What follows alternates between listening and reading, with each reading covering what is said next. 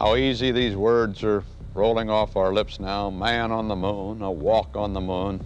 And yet to say the words and to stop just a moment to think about them still sends a shiver up and down the old spine. For decades, Apollo 11 has been sitting on the moon, completely alone and exposed to one of the harshest environments known to humans. The one that I think is the unanimous favorite of most space crews is when you see those 3 parachutes open. Wow, up until then you thought you were coming home, but you couldn't be 100% sure of it. The spacecraft that carried Neil Armstrong and Buzz Aldrin to the lunar surface became a symbol of human achievement. But after more than 50 years, time may be taking its toll. Extreme heat, freezing temperatures, radiation, and constant exposure to space are slowly affecting everything left behind. But what is really happening to Apollo 11 after all these decades on the moon? Join us in this video as we reveal the details. NASA's Apollo 11 has been abandoned on the moon for decades.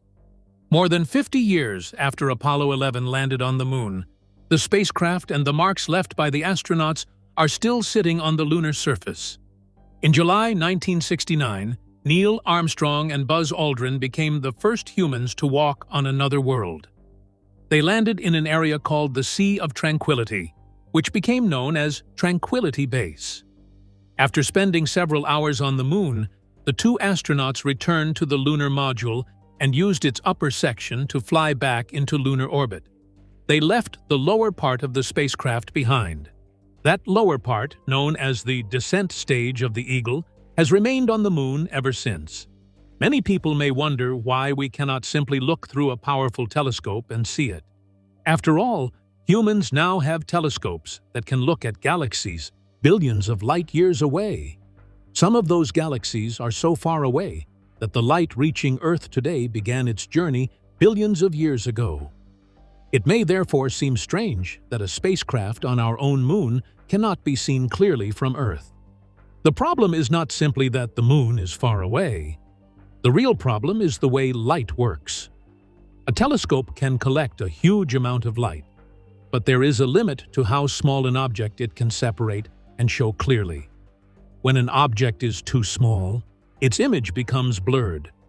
Even the Hubble Space Telescope, with its large mirror and position above Earth's atmosphere, cannot produce a clear picture of the Apollo 11 lander from Earth.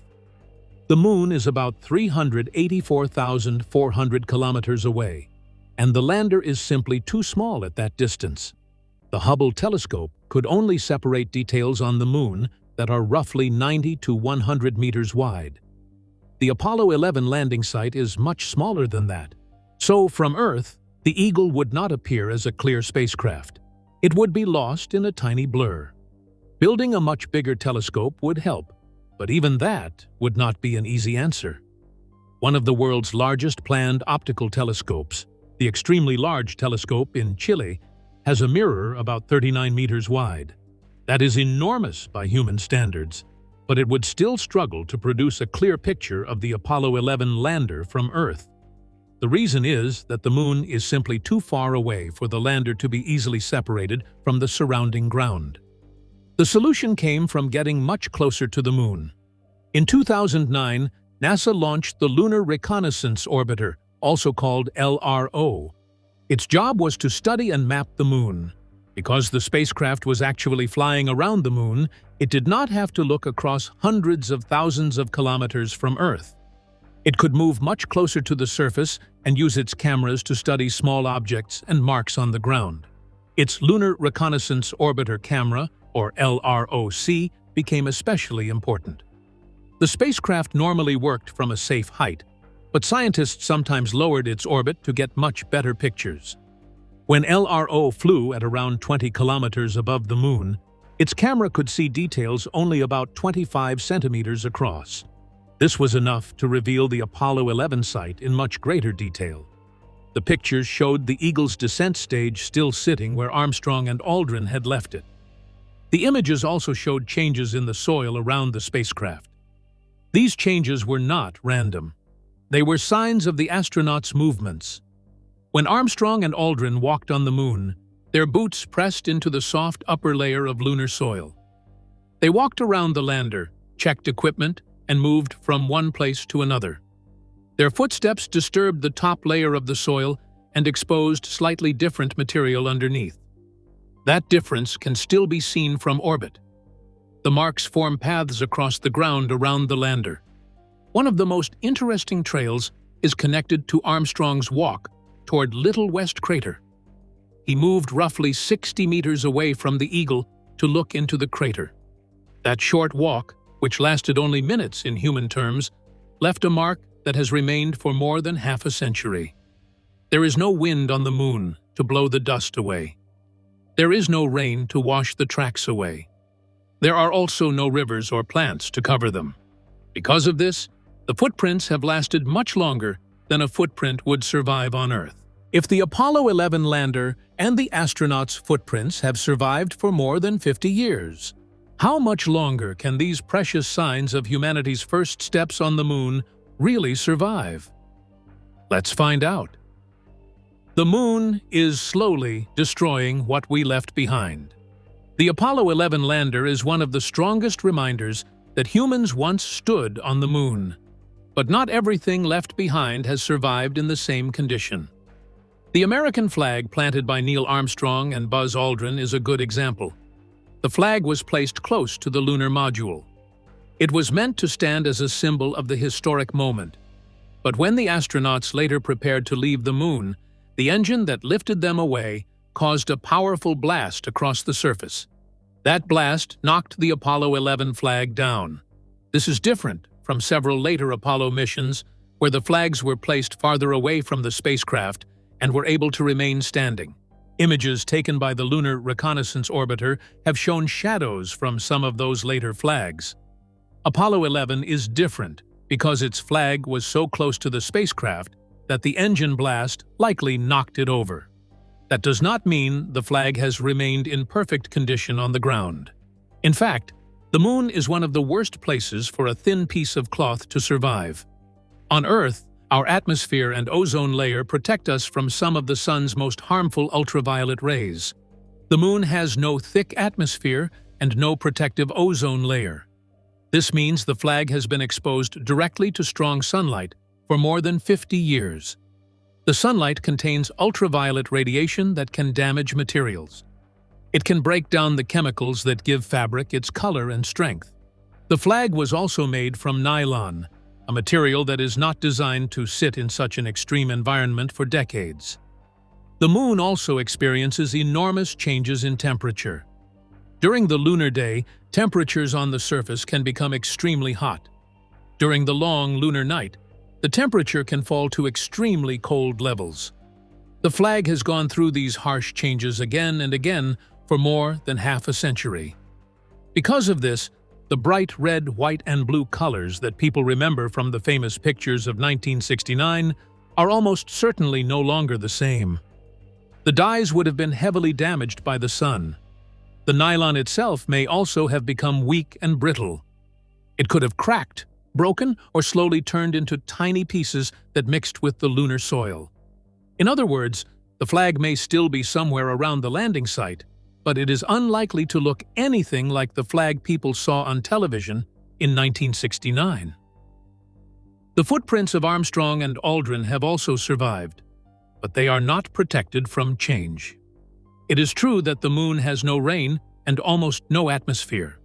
One tiny impact may change only a small amount of ground, but there are countless impacts over long periods. Slowly, the upper layer of the moon is mixed, moved, and changed.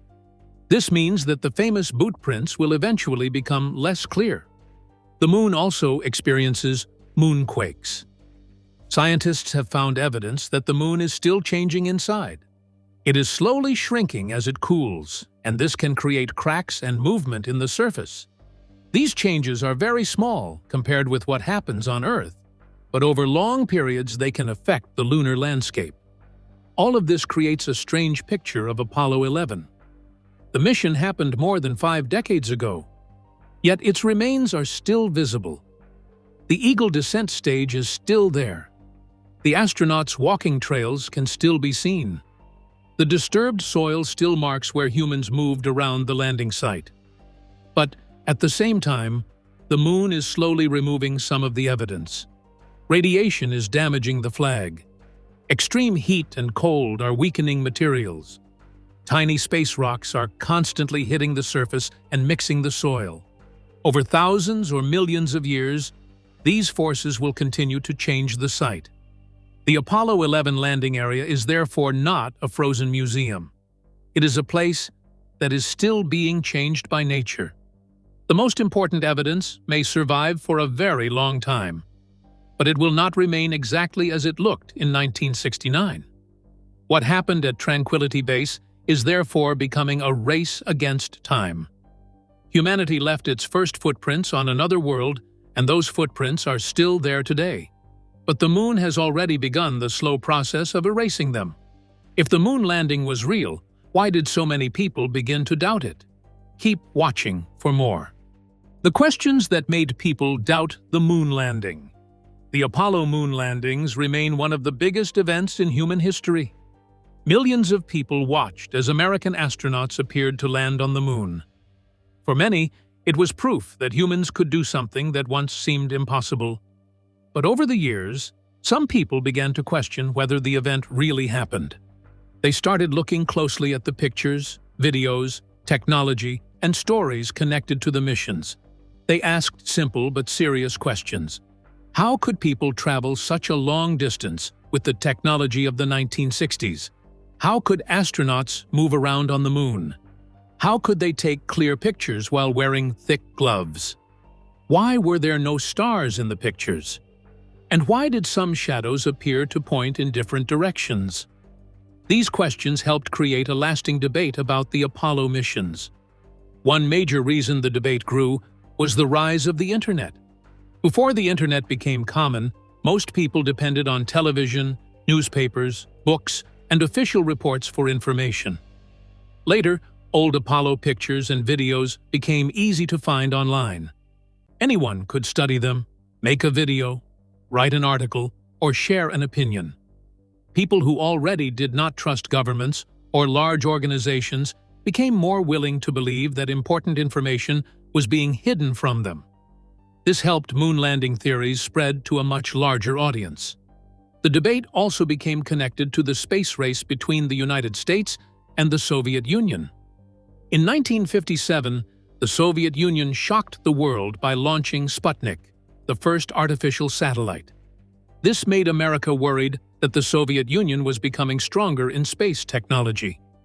The two countries were competing for power, respect, and influence around the world. America wanted to show that it could win this competition. Sending people to the moon became one of the biggest goals of that period. The Apollo program became huge. At its peak, hundreds of thousands of people were involved in the wider program. This fact created another question for people who believed the landing was fake. If America had decided to create a fake moon landing, they argued, the reason could have been the huge political value of claiming victory over the Soviet Union. But there was another problem with this idea.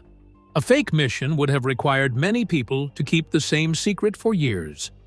Engineers, scientists, workers, military staff, photographers, radio operators, and many others would have had to remain silent. Critics of the landing did not believe such a large secret could easily remain hidden. Still, some people continued to argue that the United States had a strong reason to create the appearance of success. One of the strongest early critics was Bill Kaysing, who had worked for Rocketdyne, a company connected to the Apollo rocket program. Kaysing questioned whether NASA was ready to send people into space safely. He argued that the Saturn V rocket was so powerful and dangerous that NASA may not have wanted to risk the lives of the astronauts. His theory was that the astronauts could have been protected while the public was shown something different. He also made claims about efforts to silence him. These claims became part of the larger moon hoax story. Another major concern was the technology itself. The Apollo missions were extremely difficult. The astronauts had to leave Earth, travel to the moon, enter lunar orbit, land, work on the surface, leave the moon, return to Earth, and survive the journey. Every part of the mission had to work. One failure could have ended the mission or assassinated the crew. Critics pointed to the problems NASA had during testing. Neil Armstrong once tested a lunar landing machine that suddenly became difficult to control. The machine crashed, but Armstrong escaped before it was destroyed. For critics, this raised a simple question. If the equipment could fail during testing on Earth, how could NASA be sure that the real landing equipment would work on the moon? The answer from engineers was that testing was meant to find these problems before the real mission. A failed test did not automatically mean the final spacecraft would fail. It showed engineers what needed to be fixed. Computer technology also became a major part of the argument. The computers of the 1960s were extremely weak compared with modern computers. A modern phone can do things that would have seemed impossible at the time. Critics, therefore, found it hard to believe that such old computers could help land people on the moon. But the Apollo computer was not built to do everything a modern computer does. It did not need to store movies, pictures, music, or thousands of files. It was designed to handle specific tasks. Also, much of the difficult work was done by teams on Earth at mission control. The astronauts were not depending on one small computer to do everything. Ground teams could calculate information and send instructions to the spacecraft. The Apollo system was therefore built around the technology available at the time. Even though the computers were simple, they were made for a very specific job. The way the astronauts moved also became a major source of suspicion. When people watched the old videos, they saw astronauts jumping and moving in a strange way. Some believed the footage had been filmed on Earth and slowed down to make it look as if the astronauts were walking in low gravity. Others suggested that wires were used to hold the astronauts up. But the moon has much weaker gravity than Earth, and the astronauts were also wearing large spacesuits. Their suits were heavy, stiff, and difficult to move in. They had to learn a new way of walking and balancing. NASA also trained astronauts using aircraft that could create short periods of reduced gravity. These flights helped them understand how their bodies would behave when normal Earth gravity was reduced. The strange movement was therefore not simply a mystery. It was also the result of weak lunar gravity, heavy suits, and the need to keep balance. Even with these explanations, questions about the Apollo missions continued. If the technology and mission seemed possible, what about the strange photographs and other evidence that followed? Stay tuned for more. The photographs, radio signals, and the evidence under question. The photographs taken during the Apollo missions became one of the biggest parts of the moon landing debate. Thousands of pictures were taken during the missions, and many of them became famous around the world. But critics did not see them as simple proof that astronauts had reached the moon. Instead, they studied the pictures closely and pointed to details they believed were difficult to explain. One of the most common questions involved the shadows. In some photographs, shadows appeared to point in different directions. Critics argued that this could mean there were several light sources, just as there would be on a film set. They believed that if the pictures had been taken on the moon, the light should have behaved differently. Another question involved areas that seemed to be in shadow but still showed clear details. Critics wondered how objects could be seen so clearly if they were not directly lit. The lack of stars in the pictures also became a major issue. The moon has no atmosphere like Earth, and the sky should appear black. Critics therefore asked why the photographs did not show stars. To some people, this looked like evidence that the pictures had been taken inside a studio. The American flag also became part of the debate. Since the moon has no normal wind, critics wondered why the flag appeared to move. They believed that a moving flag could suggest the presence of air. These arguments made the photographs look suspicious to people who already believed the landing had been staged. But there were also people who examined the photographs from a technical point of view and gave different explanations. The cameras used by the astronauts were not normal cameras. They were specially prepared for the moon missions. The astronauts used modified Hasselblad cameras. These cameras were designed to be used by people wearing thick space gloves. The astronauts could not simply remove their gloves to operate the camera because their lives depended on the spacesuits. The cameras therefore had special controls. Some buttons were made larger, other parts were changed so that the astronauts could use them with their stiff gloves. The focus system was also designed to make focusing easier. Instead of requiring the astronaut to make tiny adjustments, the camera had settings that could be used for different distances. This meant that the astronauts did not have to operate the camera in exactly the same way a photographer would on Earth. The astronauts were also trained to use the cameras before they went to the moon. They carried them during training and practiced taking pictures in different situations. They photographed friends, family members, outdoor scenes, and many other subjects. The purpose was simple. They wanted the astronauts to become comfortable with the cameras before the real mission. This training was important because the astronauts had limited time on the lunar surface.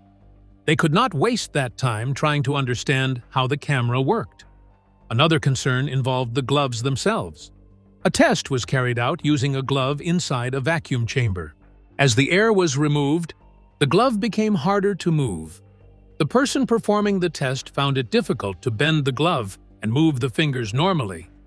This was used by critics to argue that astronauts could not have handled small objects or operated cameras so easily on the moon. The issue sounded convincing at first, but the lunar gloves were specially designed for the job, and the cameras were also modified to make them easier to use. The astronauts had trained with the equipment, so they were not trying to operate an ordinary camera while wearing ordinary gloves. The debate also moved beyond photographs. Radio signals became another important part of the story. During Apollo 11, people outside NASA were able to listen to signals connected to the mission. Amateur radio enthusiasts used large radio equipment to follow the mission. One observer connected to the Jodrell Bank radio telescope in England described listening to the astronauts as they traveled toward the moon. This was important because it meant that people outside NASA were not simply watching the official television broadcast. They were receiving mission signals themselves. The astronauts' voices could be heard, including communications around the time of the landing. This created another problem for the idea of a simple studio production. If the astronauts had only been acting inside a building on Earth, people would still have to explain how outside observers were able to receive the signals connected to the mission. The Apollo landing also involved many people around the world who followed the event through radio and television. Before Neil Armstrong took that historic first step, what did he have to endure to prepare for the most dangerous journey of his life? Let's learn more. The long road to the moon. Neil Armstrong's journey to the moon was not something that happened in one day. Long before July 20th, 1969, he had spent years preparing for the dangerous mission. The training was hard because the moon was a place no human had ever walked before. Armstrong had to learn how to move, work, land, and survive in conditions that were very different from Earth. He trained in difficult places and studied rocks and landforms so he could understand what he might find on the moon. He also practiced with machines that were made to copy some of the movements needed during a lunar landing. The work was not always safe. During one test, Armstrong lost control of a landing vehicle and had to escape before the machine crashed.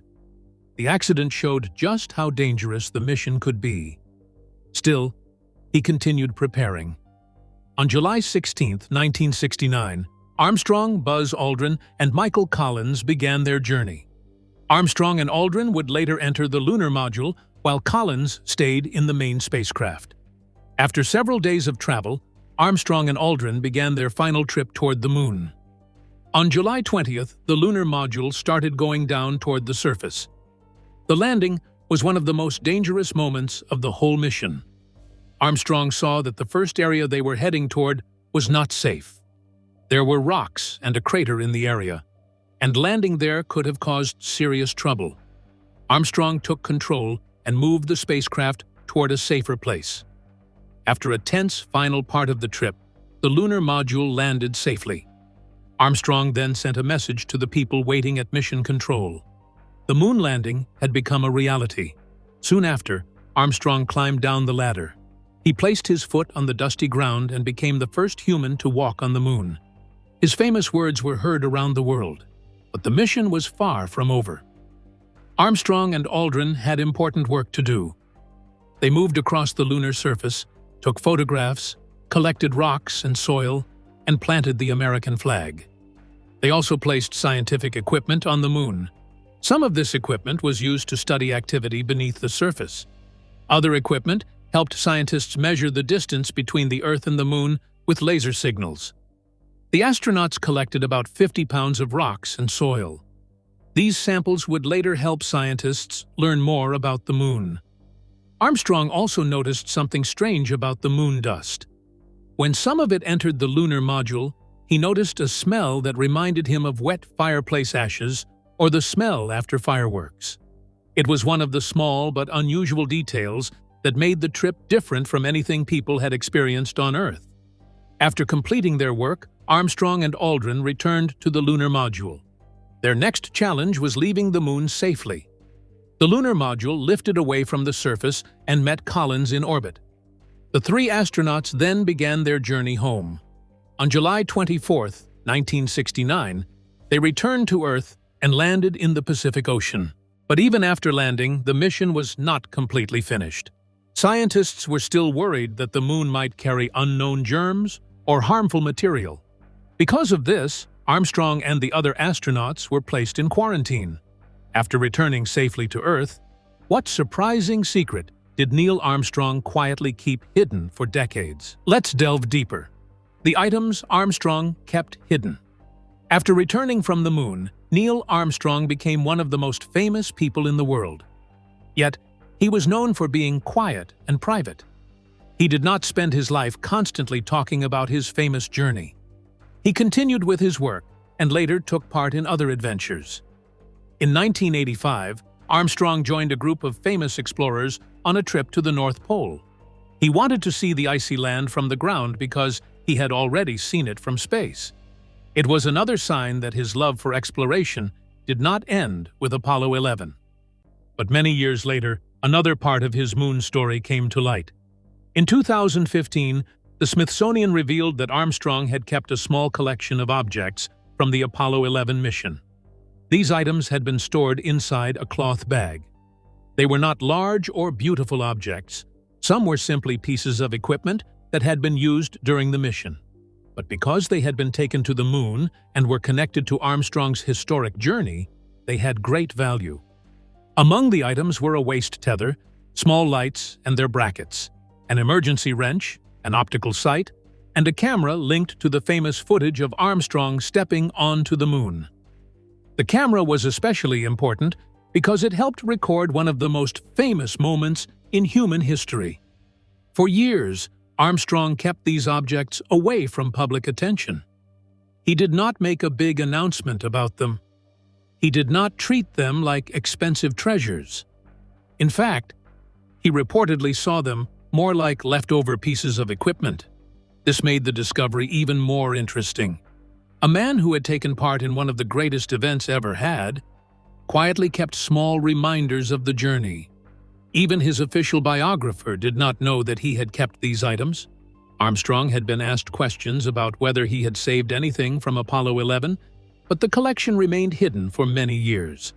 After Armstrong died, his wife, Carol, eventually found the items.